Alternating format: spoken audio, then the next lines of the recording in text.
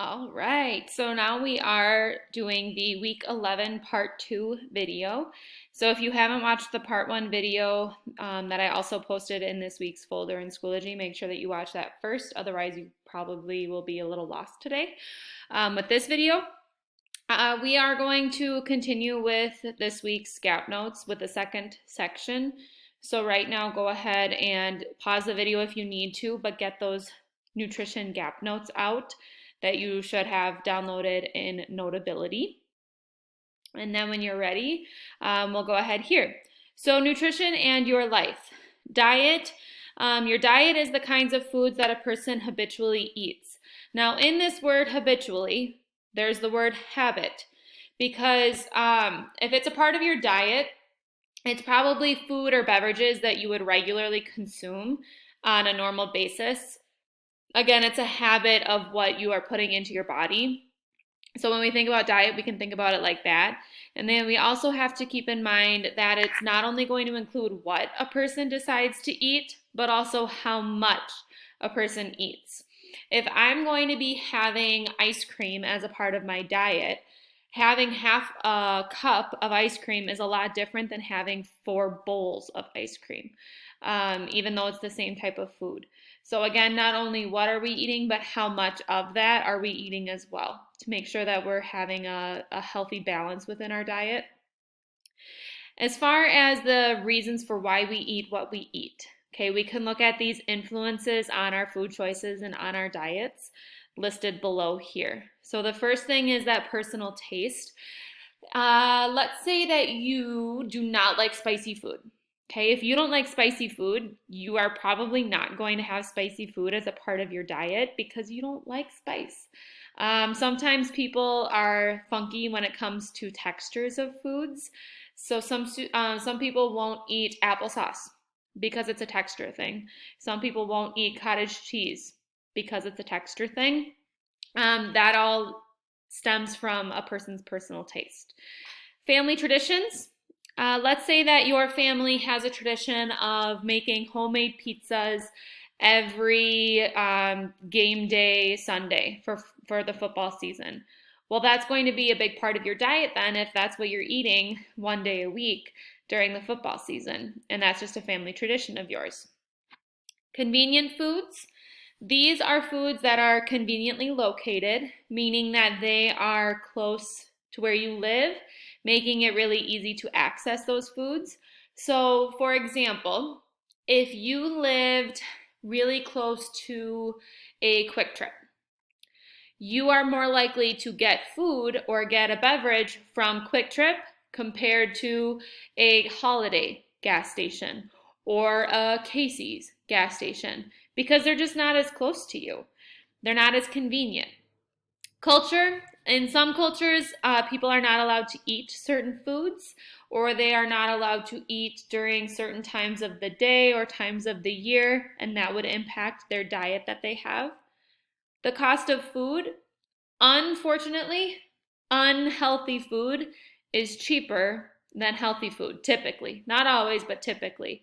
And if a family cannot afford to eat super healthy food, they're going to eat more unhealthy food because that's what they can afford. And at the end of the day, if that's what puts food on the table, that's most important.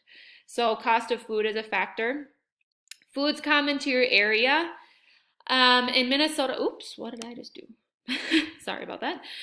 In Minnesota, in the summertime, farmers are out and they are cropping their corn and their beans and things like that.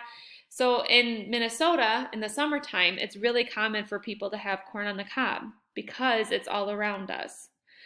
Another example could be that, meat and potatoes concept is really common in the upper Midwest compared to other parts of the country. That's not as common or as desired as up here.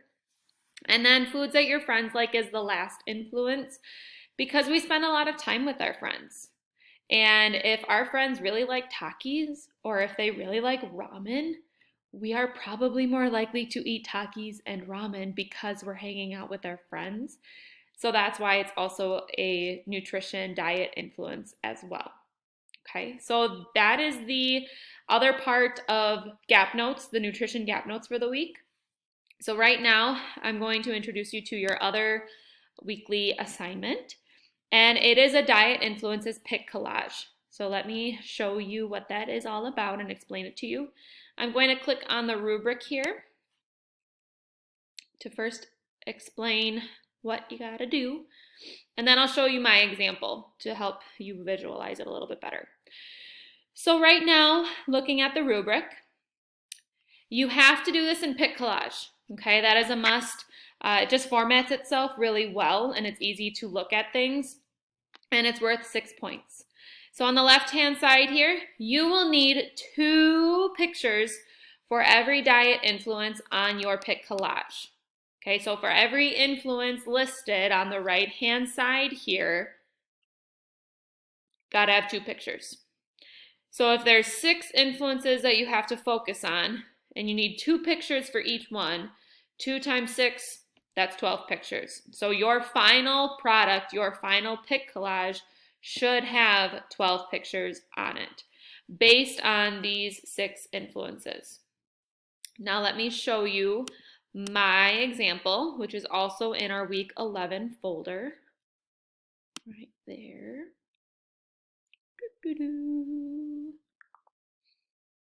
And there we go. Okay, so this was my pic collage that I created for my personal diet, my personal nutrition influences.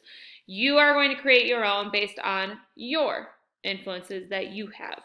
So as you can see, I labeled it diet influences down the center here.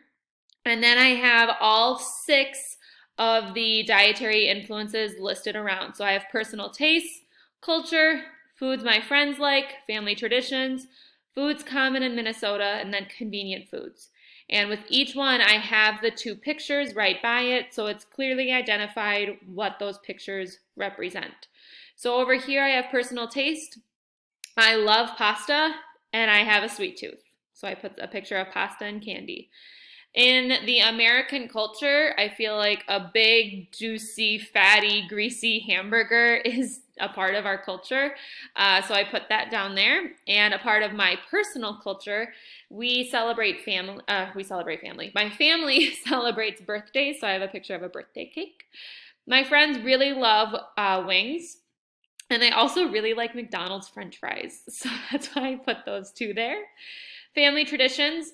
Anytime my family is going and hanging out with friends, whether it's a barbecue or a potluck or things like that, we're kind of known for bringing these roll-ups with. So I have a picture of the roll-ups.